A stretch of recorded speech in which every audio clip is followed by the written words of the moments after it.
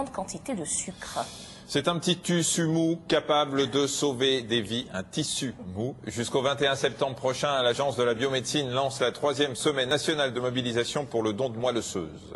L'objectif de cette semaine est de recruter un maximum de donneurs pour les patients atteints d'une maladie du sang ou du système lymphatique et en attente de greffe. Il s'agit évidemment d'un don précieux pour les malades car il leur permet de renforcer leur système immunitaire. Alors la plupart du temps, vous allez le voir, on prélève la moelle au niveau de l'os iliaque, un os situé au niveau du bassin du donneur. L'opération se déroule sous anesthésie générale et nécessite une hospitalisation de 48 heures. Alors il existe une deuxième technique, elle consiste à prélever des cellules souches périphériques, c'est-à-dire des cellules contenues dans la moelle osseuse et qui vont également servir à combattre les cellules cancéreuses qui sont présentes chez le malade. Et dans ce cas, aucune hospitalisation n'est nécessaire. Le donneur peut rentrer chez lui quelques heures après le prélèvement. Plus d'explications avec Lionel Simon et Mélanie Morin. Bonjour monsieur. À 30 ans, Laurent est un jeune médecin en parfaite santé. S'il se rend à l'hôpital, c'est pour donner un peu de sa personne. Ce matin, il vient faire un don de moelle osseuse. Ce don anonyme sera destiné à un patient en attente de greffe de cellules pour soigner une maladie du sang. Ça va ? J'avais été sensibilisé par les campagnes de pub, tout simplement. Et travaillant moi-même dans un hôpital, c'est vrai que on est un petit peu au quotidien en contact avec les services d'hématologie, de transfusion, etc. Donc j'ai été sensibilisé par ce biais-là. Si on peut aider les autres d'une façon assez simple, pourquoi pas. Ce sont des cellules souches contenues dans la moelle osseuse de Laurent qui vont être recueillies. Pendant 5 jours, il a pris un traitement pour que ces cellules migrent vers son sang. Il va maintenant être prélevé par une drôle de machine. C'est un séparateur de cellules, donc il va consister à prélever du sang total, qui va donc partir par ces tubulures, arriver dans cette machine, donc par tout ce système de tuyaux, et arriver à l'intérieur de cette machine dans un anneau circulaire, et par la force centrifuge, les différents éléments sanguins vont être séparés. Il va y avoir toutes les cellules qui nous intéressent, qui sont les cellules souches qui vont arriver dans cette poche. Tout qui ne nous intéresse pas, mais qui intéresse le donneur, va donc lui être restitué.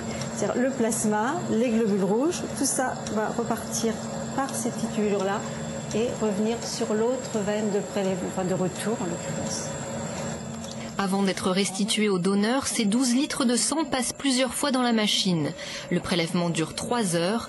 Mieux vaut donc être confortablement installé pour ne pas se fatiguer.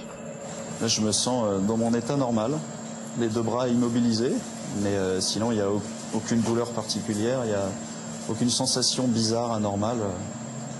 Je me repose dans un lit. De plus en plus utilisée, cette technique se substitue dans certains cas au prélèvement de moelle osseuse au niveau de l'os du bassin. Un gain de confort et de temps pour donneurs et receveurs. Cela a un avantage d'éviter le risque d'anesthésie générale au donneur, au bloc opératoire.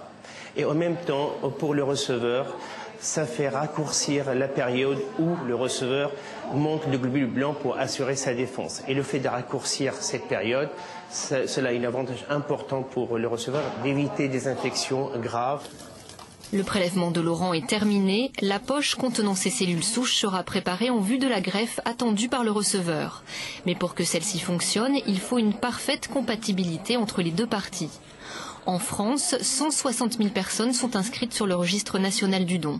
Pour répondre aux besoins de toute la population, il faut diversifier le profil des donneurs. Il est extrêmement important que certaines populations non ou peu représentées dans les fichiers apparaissent dans ceux-ci, des gens d'origine africaine, d'origine asiatique, d'origine nord-africaine, etc. Et donc, par exemple, on va chercher ces populations pour leur proposer de devenir donneurs. Écoutez, merci beaucoup. En 2008, l'Agence de la biomédecine et l'Établissement français du sang espèrent recruter 17 000 nouveaux donneurs. Un sujet fait déjà réagir parce qu'on on a reçu une question, tout le monde peut-il donner sa moelle?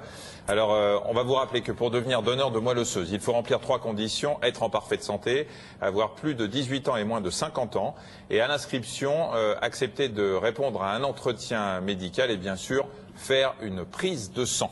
Et pour vous procurer le document d'inscription comme donneur de moelle, vous pouvez aller sur le site www.dondemoelleosseuse en un seul mot.fr. Il y a également un numéro vert, le 0800 20 22 24. Alors on nous demande aussi si c'est douloureux. C'est sous anesthésie générale, on l'a précisé au départ quand c'est le don de moelle qui se fait au niveau de l'os iliaque. Et sinon, vous l'avez vu, ce n'est pas un geste douloureux. Qu'est-ce qu'on va faire maintenant? On va terminer. Voilà. Tiens, on va terminer avec une très bonne nouvelle pour les petits et les grands.